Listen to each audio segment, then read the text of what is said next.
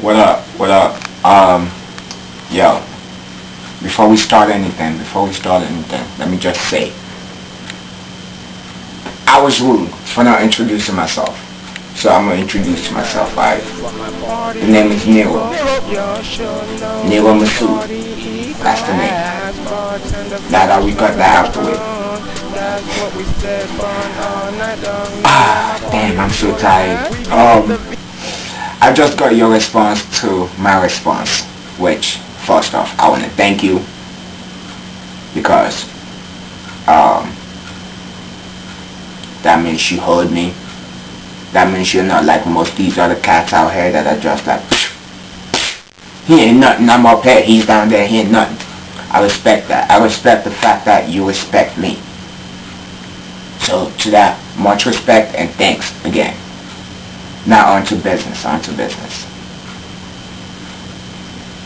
You're saying, I'm saying, you're saying that I'm saying, numbers don't matter.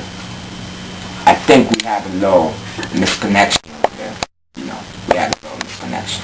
So I'm going to connect us back together. Straighten up the connection. What I'm saying is, numbers can't be misleading. Lil Wayne, Immortal Technique, entertainer, storyteller, fan base suburbia kids, fan base less fortunate kids. I never said ghetto kids. And you said something about Jews, right? About me saying Jews are broke. I am not saying Jews are broke. I am saying Jews. Well, we use the term Jew, but what I'm saying is they're wise about how to spend their money. They're not just going to spend their money out there like that. Yeah. That was all I was saying about Jews. So I wanted to straighten that up. But as far as numbers go,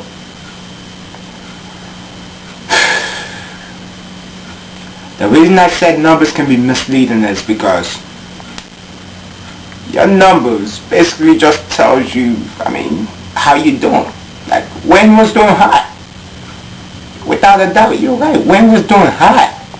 And I see you do your research, man, because you're right. Immortal Technique sold like 50,000 copies. But that's just sales, though. That's just sales. But you also think about it. They don't put worldwide on that, Immortal Technique does travel a lot, too. I already told you that. So, therefore, of course, he's going to, go to less fortunate countries, which he does. And I'm sure he doesn't want to sell the album to them, so I'm sure he gives it to them for free. Somebody else, I forgot what dude brought up Lil Wayne not being the best rapper alive now. And I totally agreed with him. If we go for the best rapper alive now,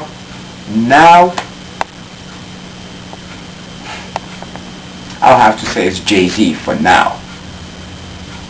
Because the Blueprint 3, I think that album was hot. I think by far that's like probably one of his best. I don't care what the sales said, because that's why I don't even look at the sales or anything before talking to you about this. And as far as numbers go, like I said, it depends on who you have behind you. Lil Wayne, when he was hot, when he was like the best rapper alive, when he was holding the whole world, up there, the whole hip-hop game up there, he had one really talented producer behind him. He had Manny Fresh, dog. Manny Fresh. Manny Fresh had so many names in the game, Jeezy. Think about Jeezy, dog. What Manny Fresh did, and then what with Jeezy. Think about how hot that song was. Think about Go DJ with Lil Wayne. That shit was hot. That was one of his hottest singles, And you're talking about Lil Wayne is all punchlines now. Lil Wayne has always been about punchlines. Always been about it. But he had lyrical contents too. That's what's making me mad about Wayne now. You know, don't get me wrong, I'm a Wayne fan too. Except I'm not a fan of most of his new shit now. Because they make no sense. You know what I'm saying? That's all I'm saying. And, okay, since I brought up numbers and your supporting crew, let's take G Unit and Young versus Young Money. Or Cash Money, whatever you want to call it. You brought up the game.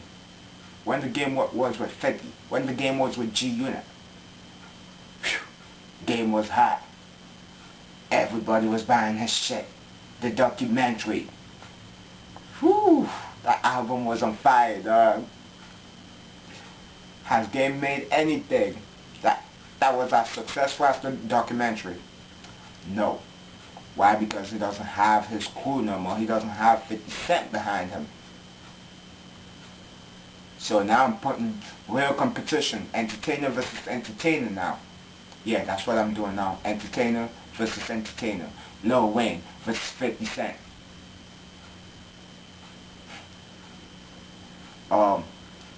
50. Still lyrical. Still has punchlines. Except he's been behind the scenes lately. Lil Wayne. No longer lyrical. Still has punchlines. As a hip hop fan, who would I go with? If I was down, I'm gonna go Barry Gordy on this. If I was down to my last dollar,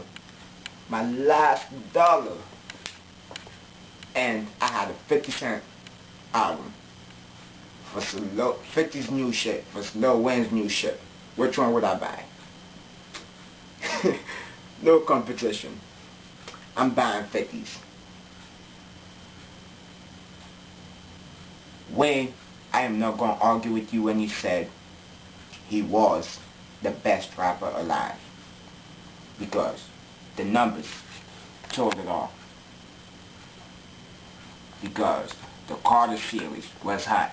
The Drought series, hot. When Wayne was hot, no underground rapper, no upcoming rapper would even mess with the beat that Wayne messed with. You ask them, yo, can you spit on this Wayne beat? They'll be like, hell no, dog. They'll tell you, hell no. I know many cats that be like, hell no, I'm not messing with the Wayne beat. I used to be one of those cats. But now, you ask me, yo, can you spit over this beat on his new shit? I'll be like, hell yeah. Spit over it. Without being scared. Drake. Okay. Now we're gonna compare Young Money versus Young Money. Drake versus Lil Wayne. Who's higher? You know what? For that, I'm gonna see your response to that. I'm asking you a question, dog. Who's harder? Wayne or Drake? Till then, till I hear your response. That's all I gotta say. One love.